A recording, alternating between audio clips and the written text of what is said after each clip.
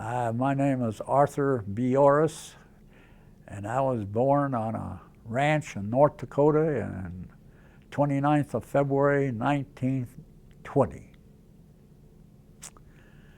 And of course, I went to a one-room schoolhouse for all my grade schools. We had about a half a mile to school. And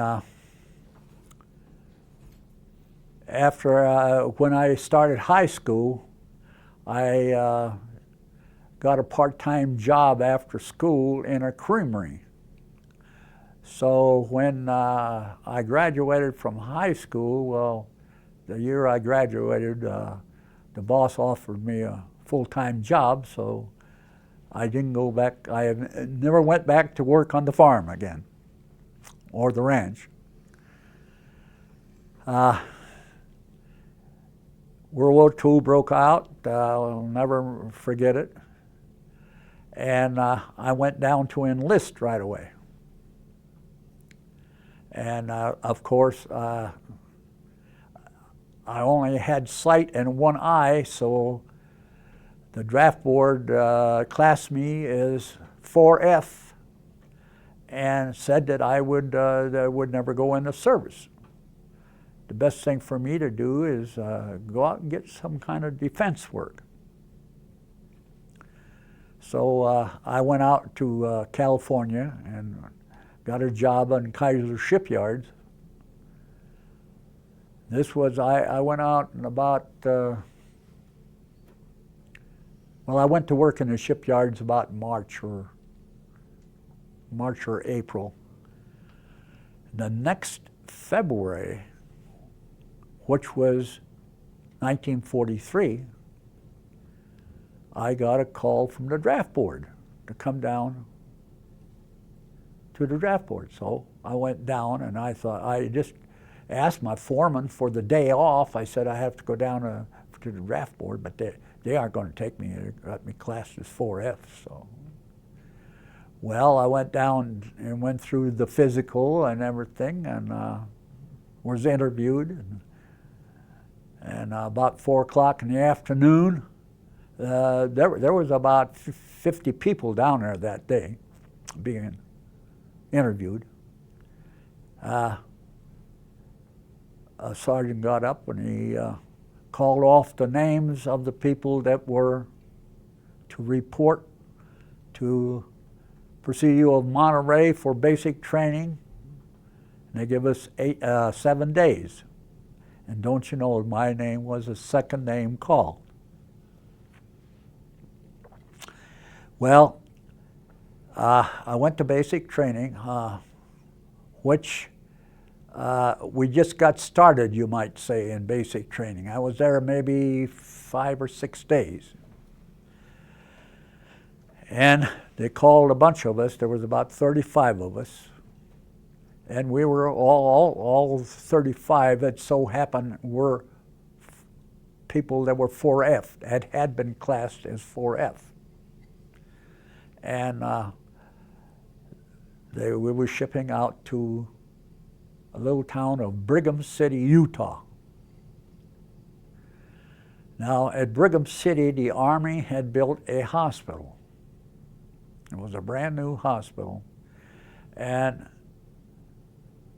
the concept then in all new hospitals or any basis was to not have one big building that everybody lived in, but different buildings that were spread out. We had something like in the neighborhood of 40 different buildings, 2-story buildings.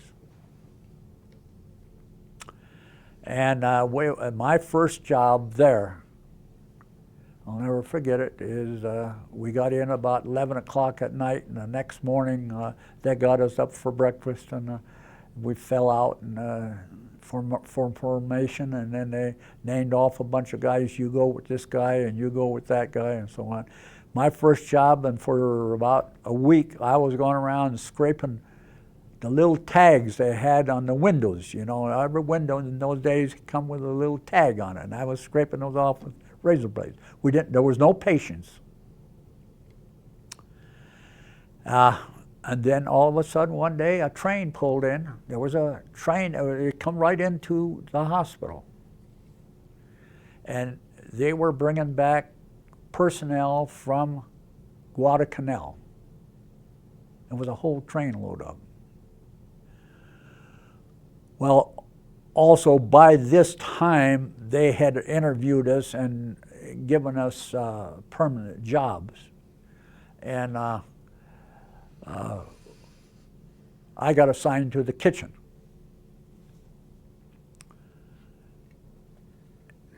And I had worked, my first job was taking care of the dining room where the boys would come in to sit down. After the meal was over, I'd clean up the dining room and clean up the floors and everything. And we had a mess sergeant. He was in charge of the kitchen, then or the dining hall, we should call it. And then we had cooks and we had KPs. KPs, of course, done all the washing of the dishes and scrubbing, peeling the potatoes and stuff like that. Well, I was a KP, but I got assigned to the dining hall, taking care of the dining hall itself. Well, we were feeding, eventually we fed about 1,000 people. We weren't feeding that many to start with. But the KP, the mess sergeant also had one man. He picked a man out of the group that he called a KP pusher. He would be in charge of the KPs. He would assign the KPs to their duties that they were going to perform that day, and he would see that they were working, see. So his KP pusher got sick and had to go to the hospital, and so he just asked me if I'd be, well, you didn't ask me. He told me you push KPs today. Well, it so happened that the KP pusher, he had appendicitis and had to be operated. And in those days, when you had an operation for appendicitis, you was in the hospital for 15 days. Well, by the time he came back to the duty, the mess sergeant gave him a different job. He left me as KP pusher. Well, now, this mess sergeant was a guy that was about 35 years old. And he got sick and just temporarily went to the hospital. And so I just kind of took over his job, you know. Nobody assigned me to it or anything. I just kind of took it over. By gosh, if they couldn't take care of his problem there. He was having some lung trouble, and so they had to send him to a hospital down at Salt Lake City, which was they had a hospital there that had more doctors than we had, and probably had a better lung doctor. Anyway, he never came back. The mess sergeant never came back, so they made me the mess sergeant. Now, this all happened in about a year. And at the same time, the hospital was building up, and was getting more patients, and they were going to have to open up another section of the hospital. They called it it was personnel that were, we called them in those days psycho patients, but today the Army don't call them psycho patients. It's patients that get off the rocker a little bit. Now, we had a separate section of the hospital. There was, as I remember, 8 buildings, and there was a fence that went around these 8 buildings, and to get to the hospital, you had to come in through the gate, which had a lock on it, or come. We had hallways that run between every building, and before you could get into the cycle center, there was a locked door that you had to have a key to get in. That's how they didn't let the cycle patients out of the. And so they sent me up to another, about this time a mess sergeant came in, got assigned there. And of course he took over the dining hall that I was operating. And then it was a short time, when I say short time, a month or two, that they opened up this cycle center. So naturally they had to have a mess sergeant and some cooks and KPs up there, and they sent me up there as the mess sergeant. By this time I was a corporal. Well, as the war went along, and then I made buck sergeant. I made buck sergeant in about 2 years. But they had froze all the rank in this hospital. Now why, I can't tell you, but everybody worked. I mean, nobody got promoted again, regardless of what job you had. Now I was a pretty good baseball player. I was a catcher, and we had a post team, and we played other bases, and we even played some civilian teams around.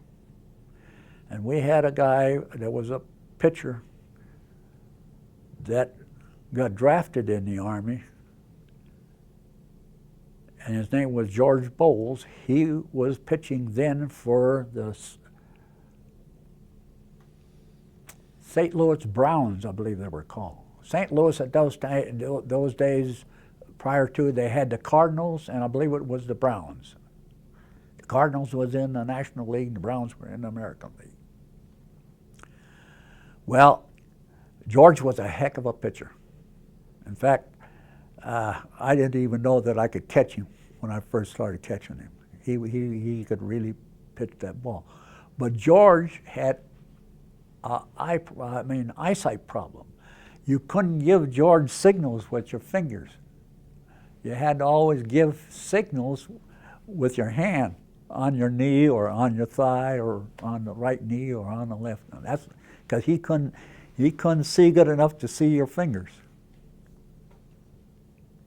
Well, George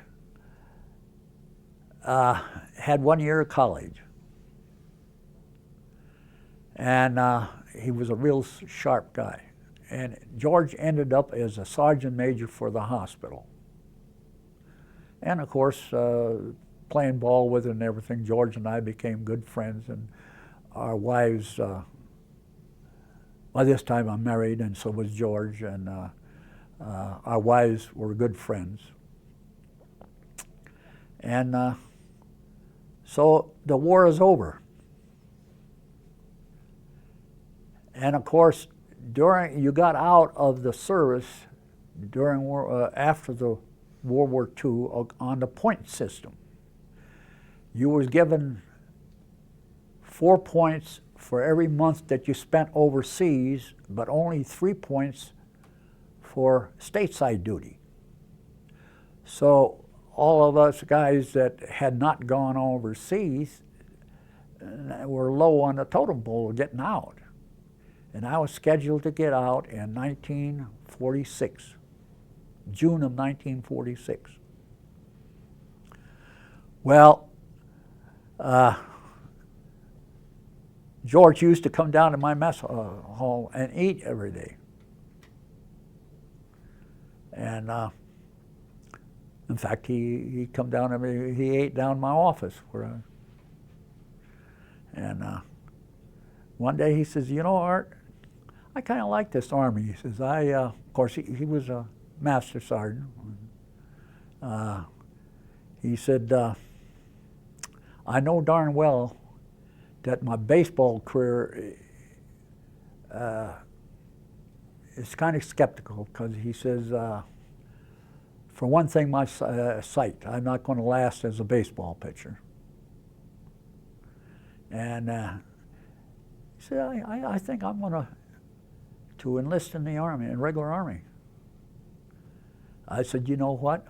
Of course, by this time, I've went up in rank too, see. By this time, I'm a sergeant first class, and which is just one stripe more, and I'm a master sergeant. I said, if I could get in the regular Army, I said, I think I'd enlist. Well, he said, why can't you? And I said, well, I don't think I can get in with the one eye. Well, he said, let me see if I can do something about that. So one day he called me up and he says, go down and apply for regular Army. That's what if you was a draftee during World War II, if you wanted to stay in the Army, that's what you went. You went down to personnel and applied for regular Army. So I went down and applied for regular Army and never even took a physical. But then this hospital closed up in '46, and I got reassigned to another hospital in Pasadena, California. And I was by this time, I was assigned there as a mess sergeant. And then the Korean conflict come along, and I've been transferred again because that particular hospital had closed up. And then I was assigned to Madigan Army General Hospital, which is at Fort Lewis, Washington. And in 1950, then it was about July, I got overseas assignment for overseas. Well, everybody then that went to Korea even were assigned to Camp Drake, Japan. You went to Camp Drake, and then all the people that was, on a particular boat that I went, that's where it went. But there was a lot of people that were on the boat that were going to be staying in Japan and being assigned different places, some Okinawa and Korea. Well, I knew I wasn't going to go to Korea. But you see, I never got to think. I never thought about it. What George had done, see, he had taken that one-eye business off my records. So when I got to Camp Drake, they processed you right away, and don't you know, as soon as they got through processing us, they said, all right, we're going to call off the names of the people that will be going to Korea. You step over here, and the ones that are going to Japan, you go here. The ones that are going to go to Okinawa, you step here. Second person they call, Bjorhus, Korea, 14th Regiment. So I ended up going to Korea, and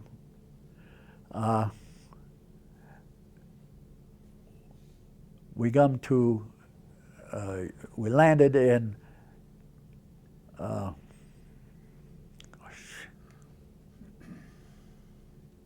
Yeongdeung-po, and they had a 25th Division had a rear echelon there, and then we were assigned to our regiments, and they sent us all out. I was assigned to the 14th Regiment and the headquarters company, and they sent us out for 7 days brusher up course. And all they did really is run us around the hills there in Korea to toughen us up a little bit. And I'll never forget it. They signed two guys together. Now, when you're issued field rations and a field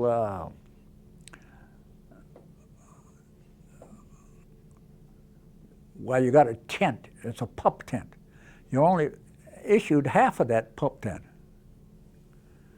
because the other guy that you sign with you, he's got the other half. See, when you put up your pup tent at night, you have to button it all up, and then it's big enough for two people to sleep. And I had never even seen a pup tent. I'll never forget that.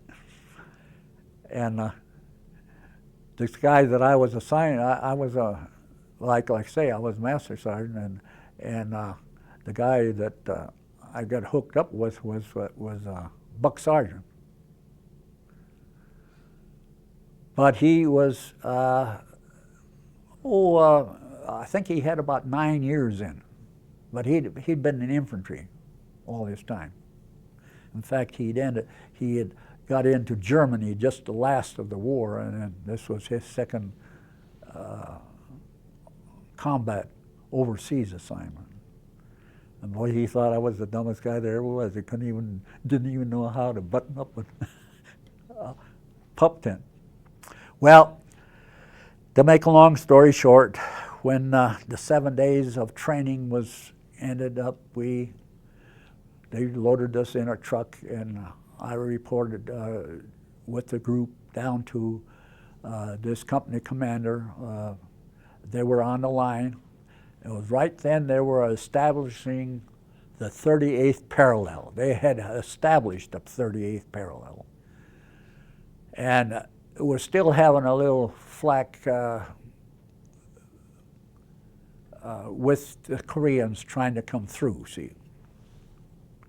And so I reported this commander was out in the field. They come down this mountain, and they were, like I say, they were in the 38th parallel. It was a trench dug across there. But they would come down the mountain to eat. The mess trucks, all the mess halls were about 2 miles behind the line, and they would cook the food and put it in mermite cans and bring it up to the line to eat. Going back to Korea, you talked about the kitchen that was about 2 miles behind the front. Yeah. What kind of food did you have that you could get to the troops if they weren't in combat? What kind of food did they eat? We got good food. We got issued. You see, the Army has a menu that's used throughout the Army. And if you serve roast beef today in the medical kitchens or any kitchen, they'll be serving roast beef, because there's a menu that comes out every month, and it tells you exactly what you're going to be serving every day. And you draw your rations on the amount of men that you have. Of course, all the food that we was getting in Korea was frozen now, like meats. Of course, bread wasn't frozen, and potatoes and stuff like that weren't. But we weren't getting fresh meat, but we were getting frozen meat, and a lot of canned ham. So the food, by this time, food in the Army had improved an awful lot over World War II. I'm sure you heard about the guys that were in Germany and even in the Pacific and everything, talking about their sea rations and everything. Well, we got very, very little. The only time that we issued any sea rations is if we moved from one place to another, and we didn't do that. They might feed us sea rations because they couldn't get food to us, as you was moving. But by the time I got to Korea, the moving had stopped. See, we had established the 38th parallel. So. And this company commander come down and he started interviewing us as he was eating. And he said to me, he said, well, I'm going to assign you to the 3rd platoon. He said, you'll be the platoon sergeant. I said, hey, wait a minute. I said, I've been in the medical corps my whole life, since I've been in.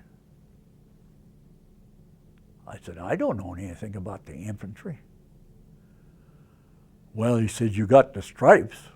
Well, I said, that might be. I have the stripes. Well, he said, if you can't handle the job, we'll have to take them away from you. And I said, well,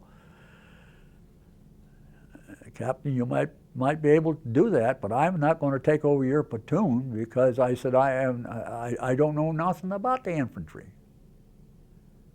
I said, I've been in food service all my life and up until now. And I said, I got assigned to headquarters and headquarters company, and naturally I find out that the mess sergeants in an infantry outfit are only E6s, tech sergeant, here on my master side. Well, he says, I'm going to have to talk to the regimental commander.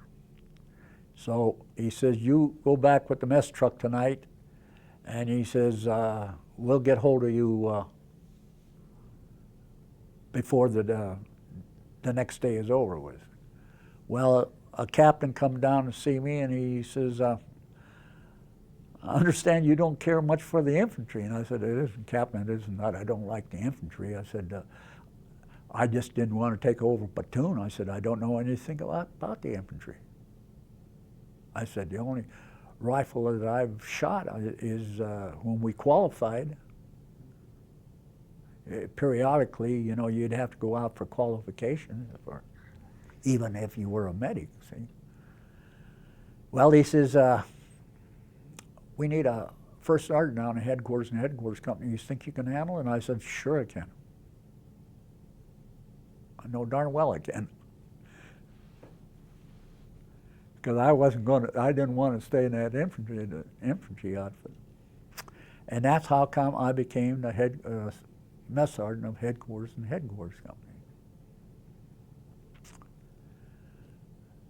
And I spent my 1 year in Korea. And now, you want to tell the story of the... Just tell whatever you want to tell, Art. I'll never forget one day, my company commander, he was a captain, called me in and he says, hey Sarge, you better get up there. We called it to the front lines. He said, you better get up there. He said, we got some trouble. And I said, what's the trouble? And he said, well, one of our guys are shooting at the Koreans. I said, what Koreans? And he said, well, our own Koreans. So I bounce in a Jeep and start up there, and right away I got to thinking, well, who in the heck could this be? What have we got going on today? So I called one of the platoon sergeants, and he said, well, the only thing we're carrying up there today is water. So I knew what it was. It was the water group. There was about 5 Koreans they were using with this group. There was about 5 Koreans, and they had a corporal that was supposed to get the water up there to the boys who were up on top of the hill. And Cosmo, he didn't want to be walking up and down that hill, so he was sitting down at the bottom, and he sent these 5 Koreans up with their water on their backs. Well, it was a pretty steep hill, and those guys would get to climbing for a while, and they'd sit down to rest.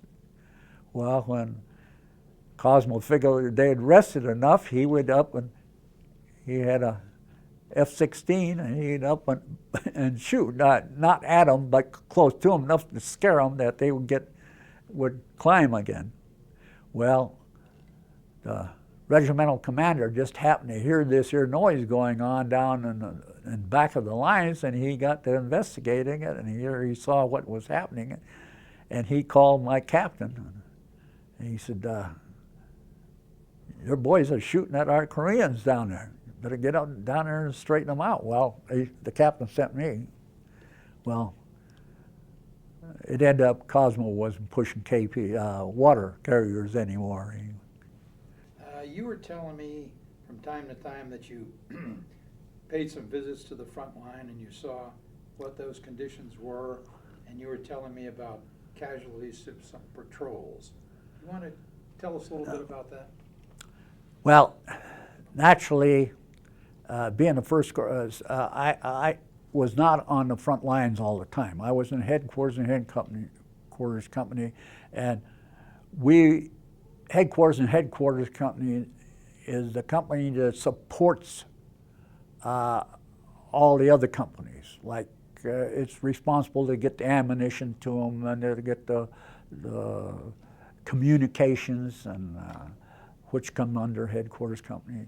And there was a number of times, naturally, I had to be up there more or less checking on my groups, whether there were, we were having a lot of trouble with the combo platoon because they had to lay wires, and every once in a while wires would get cut. And so they were always up there working. And so that's how come I would periodically be up to the front lines. And naturally, curious what was going on, I would always investigate a little bit. And we had established the 38th parallel, but the Koreans were really across the valley from us, and they were on a ridge over there. And they were great for about 4 o'clock in the afternoon, start lobbing artillery in. That was the biggest danger we had, really, was the artillery. Naturally, they had been shooting at us every now and then for quite some time, so they knew where our line was. So we was getting artillery into our trenches. Maybe not every day, but quite often. And also, we were sending patrols out at night. Our patrols, the reason they were sending patrols out at night is because they were sending patrols out. And twice while that I know of, their people had got into our lines. They didn't not say a mile of it, but they broke in here or broke in there a short section of it. But they never did do much damage because we were ready for them and took care of them right away. But we also sent out patrols because they had patrols out there to see, just what was going on. Everything was done at night, see. Did those patrols ever suffer casualties? Oh, yeah, yes. You want to tell us about that? We every now and then a person would get hurt, injured, or once in a while killed. And actually they would, the patrols were told that they would bring back their personnel that night. You didn't leave any personnel out there all night. If a patrol run into trouble, naturally they had phones with them and everything, and they would call in a medical section, and they would come in with corpsmen to check the patient over right away, and then litter carriers, they'd get them out before morning. I happened to be there a couple of times when they were bringing wounded back in. But this wasn't happening like every day, you know. This happened maybe once or twice a month. And even towards the end of my service we was having very little of it. Art, let me guide you here in something that Yeah. you told me a very interesting story about the 32 missing tents and what was it, a major that was going to suffer the consequences? Tell us what your duties were and why you got involved. All right, we had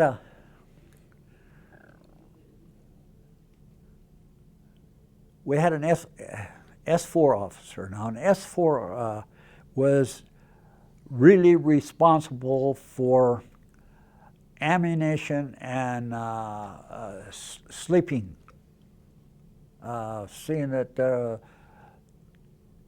soldiers had their sleeping tents and had their sleeping bags at different times of the year. You know, when it was cold, they had to be issued boots and heavier clothes and everything. That's the S4 officer's job.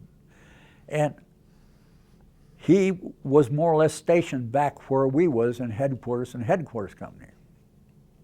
And I got to know him pretty well. And one day he come to me and he says, you know, we got Major Miller come in here. He was the regimental commander.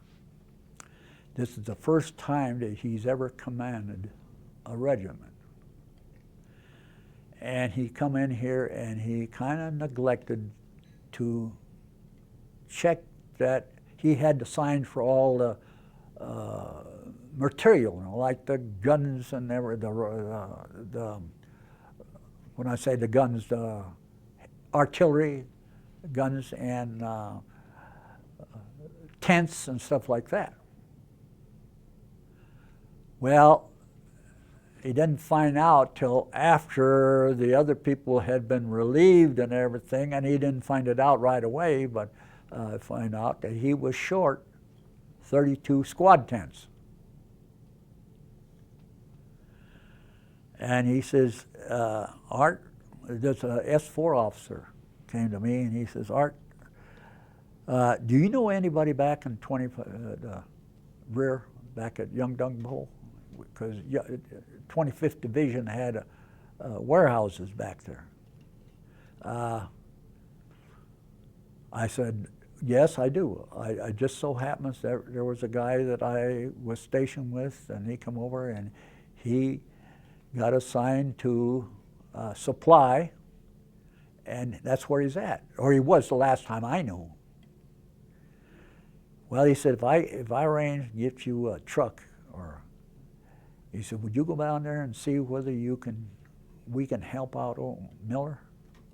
You know, I hate to see that guy get stuck. He says his first time he's commanded a regiment, and he's a young guy, and he's you know, this is going to go hard on him if he. I said, well, I'll give it a try. So, well, he said, I said, you know, I've been in the Army for quite a while, and no matter where you are, you got to do a little bit of finagling. I said, if I go back to try to get those tents, I got to have something to work with. And he said, what do you got in mind? Well, in those days, we were getting 101 rations. Now, 101 rations was cigarettes and candy and gum and, well, smoking tobacco and stuff like that. Enough rations for 100 men, and they come in a box, a wooden box. It was enough rations for one day. When the mess sergeant went to draw his rations, he drawed the 101 rations, see. And the way he did it, he would just set them out, and everybody would, at mealtime, and everybody went by. They needed some cigarettes, they took them. If they needed some gum or shaving cream or anything, they took it. Well, I knew that the mess sergeant had a bunch of rations that he'd never opened. I said, if I could take some of those 101 rations with me, I think that'd be good trading material, because it was only combat units that got these. See, the guys in the rear didn't get the 101 rations. It was only combat troops. Well, he says, let's go down and see the mess sergeant. So we went down and seen the mess sergeant, and he said, yeah, I got 16 boxes. And he said, well, you mind if Art takes them? He said, well, I was his first sergeant. He wasn't about to say that I couldn't take them. So I went down there with the 101 rations. And and I knew this guy that I wanted to see that was down there in ration breakdown was a drunk. He liked his booze. So I knew that the best thing to have when I went to him was to have a couple bottles with me. Well, I started inquiring where in the heck we could get some booze, and the guy said, well, you know, the Army doesn't get any doggone whiskey ration down here. But he said they said the Air Corps does. So I said, well, do you know anybody over there? And he said, yeah, I know a couple guys over there. I said, do you think that we could get any booze? And he said, well, if you got some trade material. And I told him what I had. So we go over to the Air Force, and we found out a guy that had he had a case of VO. And so I started digging with him. I wanted to get the whole case. And so it cost me 5 boxes of 101 rations to get the case of VO. Of course, what he done with the 100 rations, I don't know exactly, but he most likely was selling it on the black market. But see, Young Dunk Po was right next to Pusan, or not Pusan. Incheon? No, the capital Seoul. of Seoul. Seoul, right close to Seoul. So, you know, Seoul was a pretty big place. So, well, anyway, to make a long story short, I go over to see my buddy, and so naturally I went in to introduce myself, and we got to talk, and we were pretty good buddies anyway, and I pulled out a fifth, and then pretty soon he's got a couple other buddies that's in there, and after we started on the second one, I said to him, hey, you know, I need some tents. Well, it just so happened they were anybody that had tents that needed repair, they could turn them into their supply, see, and draw a new tent. And then they would send those tents that needed repair, they sent them back to him. That's what he was doing. His warehouse, that's all they'd done. He had about 20 Koreans, South Koreans in there that was sewing tents. So he said, how many do you want? And I said, well, I got to have 30 of them. Oh, gosh, man. He says, 30? He says, I might give you 3. Well, we argued a little bit and everything. And so I finally said, hey, you know, I've got to get going. I said, he said, you got any more booze? I said, I think I got another one out in the truck. He said, I'll tell you what I'll do. You give me that. And he says, I'll give you 3 tents. Well, I thought that's better than nothing. So I come in with the bottle. I went out to the truck to get the bottle and come back into it, and he wrote on a slip a big 3. He says, you take it down to that last warehouse and you ask for, and I forget what the guy's name was now, but you ask for him. He was a Korean that could talk some English, see. So when I got in my truck to go down there, I looked at this slip of paper and I thought, well, heck, I just put a 3 behind it. And I went down there and I give it to this guy, and he says, I don't know what I got. I said, what do you mean you don't know what you got? I don't know how I got that many. I said, well, I'll take whatever you got. Well, by gosh, he had 30 when he got to looking. So I loaded up those 30 tents and headed for home. And from then on, I was in like Flynn with that company command, with that regimental commander, I'll tell you. You know, it so happens. This was in 1951 now, when this happened. And I got assigned to Hawaii, to the headquarters of the Pacific Area Command is in Honolulu at Fort Shafter. And I got assigned there in 1962. And one day and I got assigned to I was a mess sergeant, sergeant in charge of the officers club. There was a major that was in charge, and I was his assistant. And we had a big bar that opened up at noon every day. Any officer that was off duty, and that being the headquarters for the Pacific Area Command, there was a lot of people coming in that were maybe coming from, at that time Vietnam was going strong, you know, would come down to headquarters for something. But I go down this bar almost every day. I go down to check whether the bartender needed any help or anything like that. And by gosh, here was a guy hollered at me one day, and I looked over there, and here was this old Major Miller. By this time, he was an LC. He was a light colonel. And of course, what are you doing here? Oh, he said, I'm in Vietnam now. And he said, just about ready to make colonel. He said, you know, I would never made that colonel if I hadn't run into you in Korea.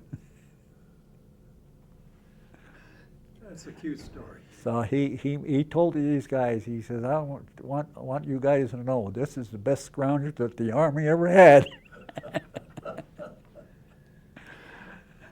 Art, you're at the point in your career where your tour of duty is over. You're going to go to Presidio. You're going to do some field training, teaching, and then Right. you're discharged. Do Right. you want to just briefly kind of get us from here to there? When I came back from Korea, I made up my mind I wanted to get out of the infantry, because you know I buffaloed my way over there, but you get back stateside and you get with, you gotta know what you're doing, and I didn't have enough background there with the infantry, so I figured that my best bet is try to get back in the medical corps. So when I got to Camp Stoneman, I was up for reassignment. And so I went down to personnel right away. Seen the personnel sergeant, and I said, "Say, I've been I was a medic." I said, and I got over to Korea and ended up in the infantry. And I said, I want to get back in the medical corps if I can. Is there any way I can do it? And he said, I'll tell you what I'll do with you. He says, I'll give you 3 days. Take a 3-day pass. And he says, you come back with an assignment and I'll sign you there. So right away, Camp Stoneman is just out of San Francisco. Somewhere in the neighborhood of 40 miles or so. So I figured I'll bounce over to Presidio of San Francisco and I'll go to the hospital there. Fitzsimmons was a big medical hospital, and see if I can't get me an assignment. So I go over there, and so help me, the person that runs the mess personnel in the medics is the dietitian, the head dietitian. And it so happened that head dietitian was on leave, and only her assistant was there. And she says, you know, if Major so-and-so was here, I'm sure she'd give you an assignment. But she says, I'm only her assistant, and I can't really give you assignment because all our vacancies are filled up. Now, if she was here, she could give you one, but I can't give you an assignment because there is no vacancies right now. Well, that's the best she could do for me, so I thought, well, I'll go up to the PX. I needed something anyway. And as I was walking up there, here I ran into a cook, a guy that used to be my first cook when I was stationed at Pasadena, California. And so Foster and I got to talking, and Foster said, what the heck are you doing over here? And I told him I'd just come back from overseas, and I said, I'm looking for an assignment. I told him the story. He says, well, you know, the headquarters of the food service school is right here, and he says, that's where I'm assigned. He said, let me take you up and I'll introduce you to the Major Varden, and maybe he'll give you an assignment. So I went with him up there, and then he introduced me to Major Varden, and he told Major Varden that I was a mess sergeant, that he'd been with me, stationed with me a long time, and all this and that. And so Varden gave me a letter of acceptance. So I went back to Camp Stoneman, and with this letter of acceptance, and I got assigned to the Presidio San Francisco Food Service School. How long were you there?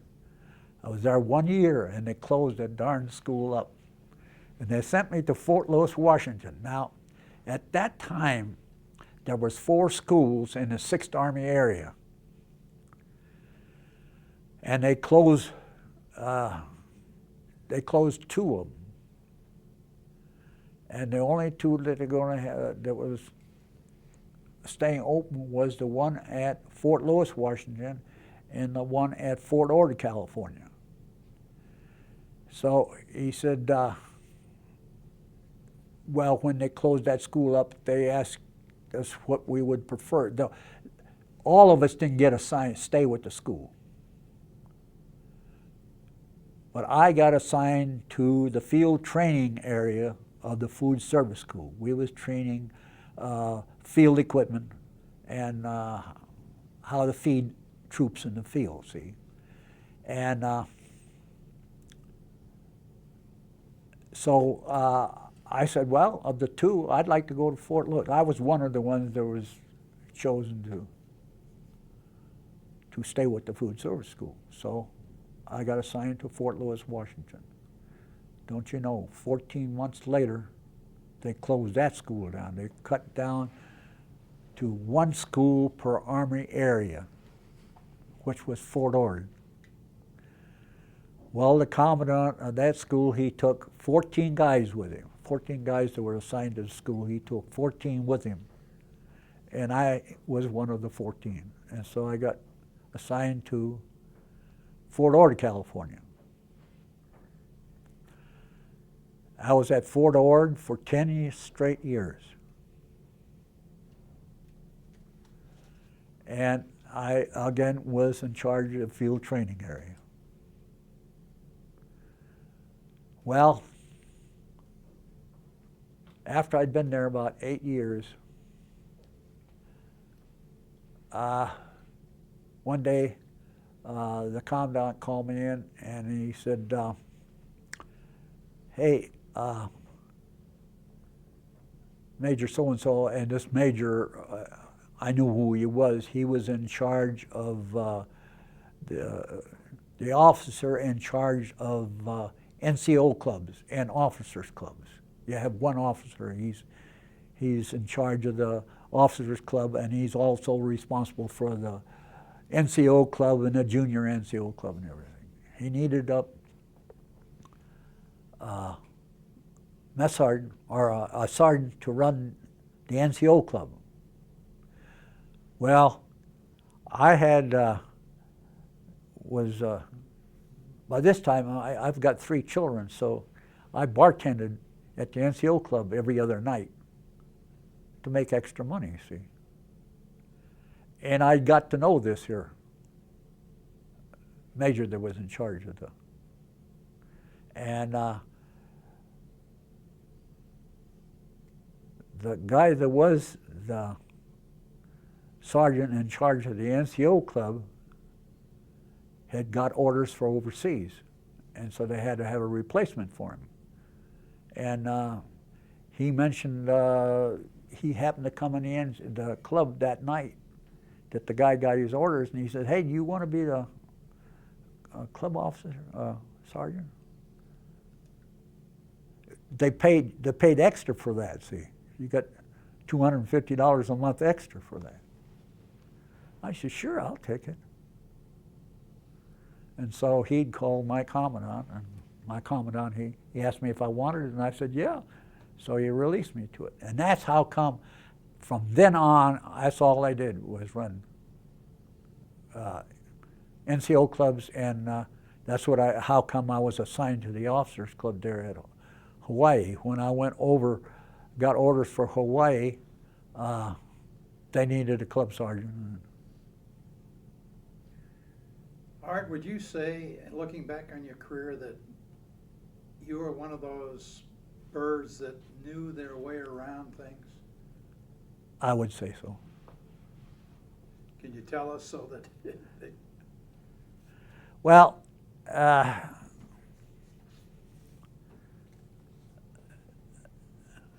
during peacetime Army, there's always a little matter of money involved all the time. So you don't always get what you want or what you need right now. But if you're a good talker, a good, usually you could, if you need something and you can't, they don't have it to issue to you, usually you can go out and bum it somewhere.